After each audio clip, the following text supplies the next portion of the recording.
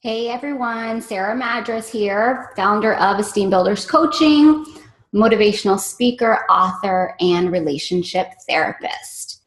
So I am going to talk to you about something super, super vulnerable for me and so close to my heart, but I feel called to share it because it's so important and I've seen how it shifts and changes everything and cracks things open. And so I want this for you guys too. And so it cracked me open and just made me feel so alive and so powerful. And I want it to crack you open so that you can feel alive and powerful too. So the backstory on this, so bear with me. I went to a conference, and at the conference, we were doing personal development as well as business development. And each day you had a full day of activities and learning and everything built on itself. And day two was all about greatness and how we all have greatness within us. And it's a matter of fully stepping into and fully owning your greatness, because then when we own our greatness, we are able to change and positively impact the world. So we're all born with gifts, whether that gift is you're an amazing athlete or amazing singer or you're amazingly resilient. And then you use those to positively influence the world and to help other people tap into their greatness. And so in order to get there, you have to dig up what's called limiting beliefs. And limiting beliefs are stories we tell ourselves and things that we say about ourselves that aren't true. It's kind of like fears that keep us small.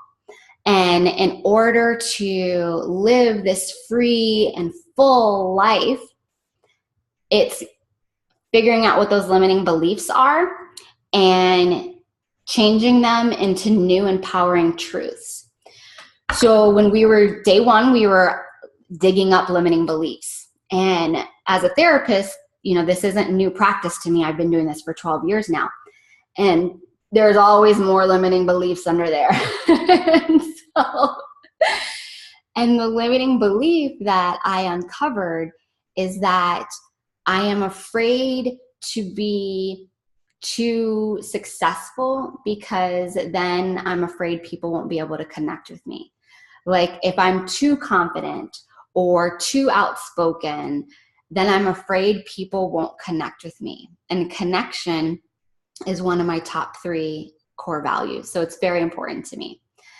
And so I was afraid then people will think I'm arrogant, or people will think I'm self-righteous, or people will think I'm narcissistic, or, if I'm too strong and confident in my beliefs or in my purpose in this world, then I won't be able to connect with people. Then they won't see me for who I really am.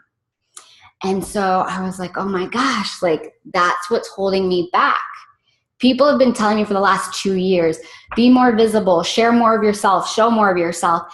And I've been scared to do it because I've been afraid that if I am too much, then people will, think, oh, she's arrogant. Oh, she's cocky. Oh, she thinks she knows it all. And by no means do I think any of that. And so when I unearthed that limiting belief, I then had to work through it. And so one of the things that I did is I looked up those things that I'm afraid people will misinterpret me as. So arrogance. Arrogance is defined as showing an offensive attitude of superiority and thinking you're better than others. And I was like, well, I definitely don't think that. My whole core belief is that we are all equally worthy simply because we exist. And so then I was like, well, I definitely, that would never be me because it goes against who I am and what I believe to be true, that we're all equally worthy simply because we exist. And then I was like, self-righteousness. Self-righteousness is that you're convinced that you're always right and others are wrong. And I was like, oh no, that's not, like, I don't feel that way either. There's lots of things I don't know. And there's lots of things that I'm really eager to continue to learn and grow. Like, I love growth and curiosity and learning more. And I was like, oh, it's the conviction in my beliefs, because I am very strong in my beliefs. And that is where I was afraid. If I'm really strong in my beliefs, then it will turn people off and they won't connect with me. And I realized, well, I don't think others are wrong. I just believe what I believe, and I believe it strongly and passionately, and that's okay. And American culture is what teaches us it's not okay to be strong, because American culture wants to manipulate us into believing, what they want in this box, okay, to conform. And then the last one was narcissistic. So as a mental health therapist, I logically knew that there was no way that I was narcissistic, but I looked up the definition anyways. It's an exaggerated sense of self-importance, excessive need for admiration, and a lack of understanding of others' feelings. And so obviously I knew, okay, that's never true either. And so if these things are never true, because I have an extreme sense of empathy and understanding for other people's feelings. I don't have a need for like all this admiration and things like that. And I don't have an exaggerated sense of self-importance, because I believe we are all equally important. And so then I realized all these definitions that I've been so afraid of, if I'm too strong or too confident or speak my truth too often, that people will think this about me. Well, once I realized these things can never be true, because it goes against my core belief of I believe in the value of all of us equally, and no one person is better or less than another, that none of these can be true. So why am I so afraid of them? Like, it was mind-blowing, y'all. Like, I was having so many of these like moments. So that was step one of being able to understand that this is what I was afraid of. And it was all based on lies, that this could never be possible, because it goes against every fiber of my being. Because I truly believe we are all equally freaking amazing. We're all valuable. We have different strengths and different, things that we really excel at, but that has nothing to do with our value. We're all equally worthy simply because we exist. And so if I know that to be true, then all these fears can never happen. So that was day one. And I was like, oh my gosh, like that just cracked me open, right? Then day two came with greatness. And it was all about being born with this greatness. And the speaker brought in a guest speaker. And it is a man from Colombia, I believe. And he was born with cerebral palsy, maybe, with brain damage, because there was like 3 seconds that he didn't have air. And the doctors told his mom, just buy him a shoe shine kit, because all he's ever going to be able to do is shine shoes. And the mom was like, whatever. Yes, mom, awesome. And her son, like, they worked with him to get him PT in their house. Like, they did PT with him. He, learned to ride a bike. He taught himself how to ride a bike. He did PT in his house. And then he took that greatness, his persistence, his resilience, his faith, his greatness in him, and he helped other children who were dealing with the same disabilities. And he got them wheelchairs. And he turned his garage at his family's house into a PT room. And then when more kids came, then they used the garage and the living room. And then he raised money and got donations of wheelchairs.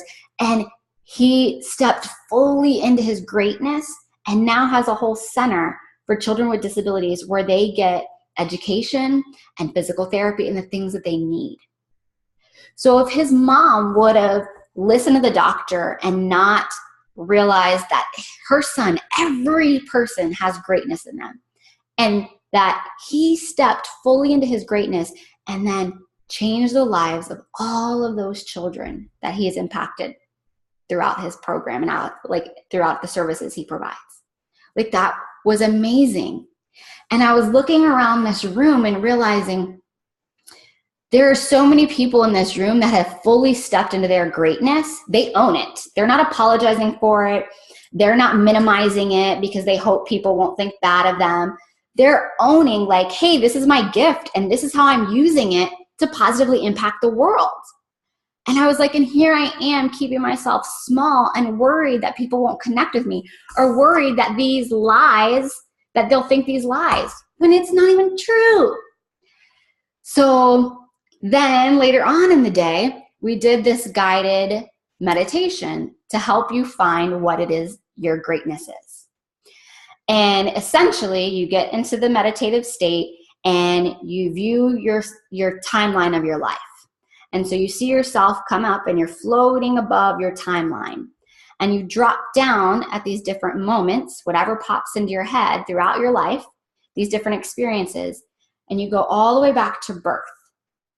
And here you are at birth, your first breath, when you have full and complete self-worth and greatness.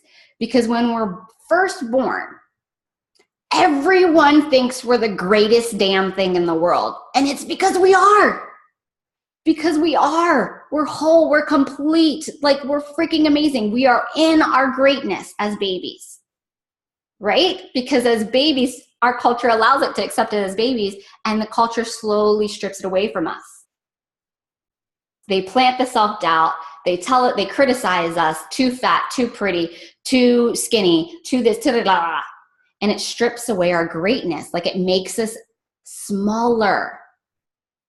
And so in the guided meditation, here we are back at birth where it's our full greatness. And it was, what is the first thing that you think in that when you're at birth? And for me, it was, we're all worthy simply because we exist. We all have greatness in us. We're all here for a purpose. And I was like, oh my God, that's been in me since birth, since my first breath. And then all the moments on my timeline that I saw when I was going down to birth were all moments that enforced that one belief. So one of the images that came to my mind when I was doing the guided visualization was a time in high school when a friend of mine, he felt comfortable enough disclosing to me that he couldn't read. He somehow had made it into sophomore year of high school and he couldn't read. And I offered to tutor him and to teach him how to read. So he would come to my house after school and I would use my old Berenstain Bear books from when I was a kid and I would teach him how to read. And I remember somebody rang the doorbell one day and he freaked out and was like, oh my God, hide it, don't tell. And I was like, don't worry, like, I'll hide it. Like, I would never. But he was so scared that his secret would be found out and he would feel shame and embarrassment for that I saw that panic in his face. And I was like, I would never, because there is no shame in this. I have nothing but immense admiration for him because he was making himself vulnerable to ask for help and to say, this is what I want to learn because I want to be better. And so I just admired it so much. And there was other incidents on the timeline, other memories of growing up as a kid where I always saw the value in other people. Like even when they didn't see it in themselves. And that's what I do as a therapist. And I realized, oh my God, this is what it is. This is my greatness. It's been in me since birth, and all these examples and all these experiences and memories are reinforcing that to show me, hey, Sarah, get a clue. This is your greatness. Just freaking own it so that you can positively impact the world. So by the time the guided meditation was over, y'all, like I was like blown away, like shaky, like, oh my God, you know, that was the message I needed to receive. And I had never seen it. I had always known that I believed in the worth of other people and valued them. I didn't know that was my purpose on this world, and that my fear of being seen as arrogant or self-righteous or not stepping fully into that was holding me back from being able to share that with other people. Because in the guided meditation, it was like, at the end, he's like, okay, now you're standing on the top of the mountain. You have your greatness in you, and there's a village down below. What are you going to do with it? And in the guided visualization, my chest cracks open, and I pour all this light, and I'm shouting down to the village, you are worthy. You are all amazing. You are worthy of love. You are worthy of happiness and success and joy. And you're equally worthy no matter what you're doing. And so I realized that is my purpose in this world. And it's okay for you, and it's okay for me, and it's okay for everyone to step fully into our greatness, to own the hell out of it, to shout it from the rooftops and be like, I am fucking amazing, and so are you. You are equally as amazing. Because no one in that room was apologizing for sharing their knowledge and their gifts to help other people, to positively impact and influence the world. But here I was, afraid of how others would perceive me and that they wouldn't connect with me, that I wasn't able to successfully help other people the way that I wanted to. I was holding myself back. And so, like, y'all, it was this insane moving experience. And so my question to you is I challenge you to ask yourself, what is your greatness? If that means that you do this guided meditation on yourself and you sit in a quiet place and you get into your meditative state and you go down the timeline of your life all the way from now down to birth and then back again to learn what are the messages and stand on the top of that mountain and look down at that village and say, there's people in that village that need me. They are suffering. There is smog and darkness hovering over them. What is my greatness that is going to help them? Like, please do that guided visualization. Like, do that meditation. And then let me know in the comments or reach out to me through PM and share your greatness with me. Because the thing is, like, our greatness, when we step into it and when we share it with the world, we're making the world better. We're up-leveling the world each time, right? Each time we allow ourselves to up-level and get rid of our limiting beliefs and our fears and all the lies that keep us small, then we're helping others, okay? So it's a service to others. So that was that. And then that night, we did, he brought in 4 guests from New Zealand, and they taught us the haka, which is their sacred tribal dance. Each tribe has their own, and it's kind of like they did it way back. So think of it like a war chant, like the New Zealand soccer, like football. So for them, it's called football. For us, it's called soccer. They do it before they go out on the field and things like that. They showed us a video and they taught us this. And what it is that they believe, so in New Zealand, the culture believes that everyone has greatness, and our greatness is passed down to us from our ancestors. So it's a tribal community greatness. And when one person steps fully in their greatness and owns it, that the whole tribe benefits from it. And that the greatness that's in them is handed down from the generations to generations. So they do it as a celebration, as an acceptance and a showing of love. So like when someone graduates from college, they do a haka for them to say, our greatness is in you because we help support you and encourage you to get here, because the higher up you go, the higher up you bring the tribe. The greater and more positive impact you have on our tribe and have on other tribes and have on the world. And as the world rises and improves, so does everybody else. Like, I was like, yes, like this is everything I believe. Like, yes, I'm all in. Yes. So step fully into your greatness. Shout it from the rooftops, because you know that it is a collective thing, that your ancestors, your the struggles that your great grandparents and went through to get, like, all that is still in you. And when you're in your greatness and you're sharing it with the world, you're positively impacting everyone behind you and everyone in front of you. And you're showing people that it is okay to step into our greatness. Because American culture does not tell us it's okay to step into your greatness. They tell us to stay small, okay? I mean, there's so many examples of that. So remember, what is your greatness? Find it and own the hell out of it, because then you're going to positively impact the world. So we had this big emotional day, and I just felt like so released and just so strong and powerful. Like, God, I was so grateful. And we're supposed to be sharing it with our partner next to us. And so I turned to my partner, Natasha, and I'm all excited, and I'm sharing what I saw in the visualization and what I learned and da-da-da. And a gentleman behind me, and I was saying to her, like, I don't need to be scared of my shame resilience. I don't need to downplay my resilience because I've worked hard to learn it. I was born with it. Then I lost it along the way. And I've worked really hard to reclaim it and make it solid again. And by having it be solid, I can teach that to other people so that they can be resilient too, so that they can feel worthy, so that they know that they're worthy, equally worthy as anybody else.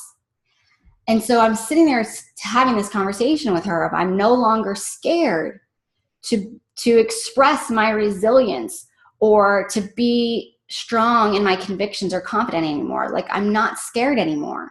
That I know people can still connect with me because I believe in their worth, and because I'm going to communicate that, and they're going to feel that from me because I see them as equally as valuable. I see everyone as equally as valuable. And as we're sitting there having this conversation, the gentleman behind us says, because of you, I've been thrown off my game all day. And we look at each other and we look behind us. We're like, is he talking to us? Like, what's happening? I did not know who this gentleman was. And I said, I'm sorry, are you talking to me? And he said, yes, this morning you threw off my game and now I've been off my game all day. And I was like, what did I do? Like, I had no idea what this guy was talking about. And he said, this morning with the chair. So what happened in the morning was when the doors open to the conference, everybody files in. He was coming from this way and I was coming from this way. And we reached the chair at the same time. And he said, I have this chair. Or no, I'm saving this. And I said, oh, I'm sorry. I thought we got here. I said, oh, I thought we got here at the same time. Because I didn't say I'm sorry. I said, oh, I thought we got here at the same time. And he goes, no, we didn't. And I go, oh, okay. And then I moved and got a different seat. And the different seat happened to be in front of him. And I didn't even realize because I didn't remember. Like, the interaction was 8 seconds tops, guys. And so he said, this morning with the seat. And that's when I go, oh, you mean when we got to the seat at the same time and then I went to a different seat? And he goes, no, we didn't. And I was like, oh, okay. And he goes, that was a boundary issue. And I said, oh, I didn't realize you have been suffering from this all day. Because on day 1, we learned about suffering states versus beautiful states of mind. And I said, I did not realize you've been suffering from this all day. Good thing that we're in this conference because this is the most perfect place for you to work through those feelings of suffering. Because on day 1, we learned all about a suffering state and a beautiful state, and it's all the story and the meaning you attach to it. So the meaning he attached to that is that I violated his boundaries, that I was wrong, that we did not get to the chair at the same time, and I violated his boundaries. Even though literally the interaction lasted 8 seconds and I said, okay, and went and got another chair. But he had been holding on to this for whatever reason. I didn't remember the interaction happened. I didn't even remember who he was. And I said, oh, I'm so sorry that you've been suffering. No, I said, I didn't realize you were suffering from this all day. This is your perfect environment to work through that. And then I turned back around and Natasha said to me, she was like, do you want to get a water? And I was like, sure. So as we're leaving, she was like, Sarah, there it is. And I was like, what? And she goes, that was you owning your greatness because you were shame resilient. The guy was trying to shame me. And I was like, his experience was different than my experience. Like his view of that situation was different than my view of that situation. He had a different emotional reaction than I did. And instead of me allowing that to feel his reaction and his experience making me feel shameful, I just said, I acknowledged his, like, I understand that you're feeling suffering from this. And I said, here's your chance to work through it. And I didn't own it. And she said, Sarah, that was you owning your greatness. She was like, right after you did this guided meditation, right after you said, oh my God, I'm free, like I'm going to do it, the universe gave you this experience to then own it. And she was like, and I learned from you, it's okay to do it. She said, because watching what you said to him taught me, oh, I can do that too. She said, because if that would have been me, I would have been apologizing. I would have felt guilty. I would have felt shameful about it. And I would have held on to it for the whole rest of the day and probably the next day of, oh my God, I'm so sorry. I didn't mean to. She goes, I would have been fumbling over my words. And so this little interaction that was like 2 minutes long, that she said, you stepped into your greatness. You handled that situation without allowing his reaction to shame spiral you or to make you feel like crap. And that showed me, oh, I can do that too. And I was like, oh my God, you guys, this is freaking mind blowing. Like, because to me, it was just this one little like situation. And for her, it gave her permission to say, I don't have to feel bad about myself. I don't have to feel guilty or to be like, oh my God, I'm so sorry. I'm so sorry for a mistake that he interpreted one way and she like, it's a situation where she doesn't even, you know what I mean? And like, that's the impact that we have on people's lives.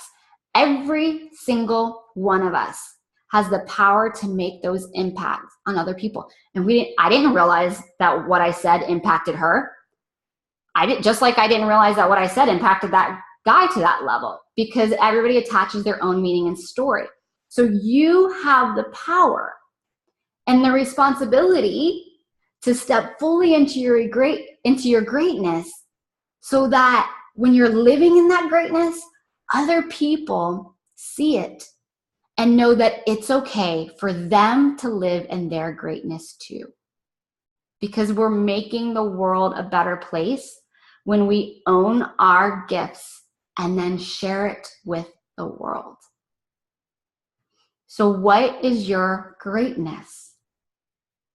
And just by living it, you are sharing it with the world. Just by being it and living it and expressing it, you are modeling for other people that they can do that too. It was an amazing conference for so many other reasons too, and an amazing experience. And I'm so grateful to have uncovered it and feel a relief and a desire to own the greatness of shame resilience.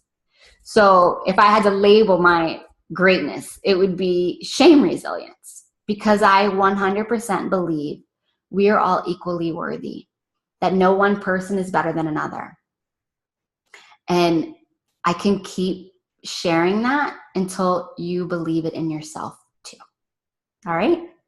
So thank you so much. Comment, share this, and let me know, what is your greatness? Or if you want help exploring it, or you want me to type up the guided meditation for you, let me know. I'm happy to. Like, I want you to discover your greatness, and I want you to own it, because it makes us all better when you do. All right. Thanks so much.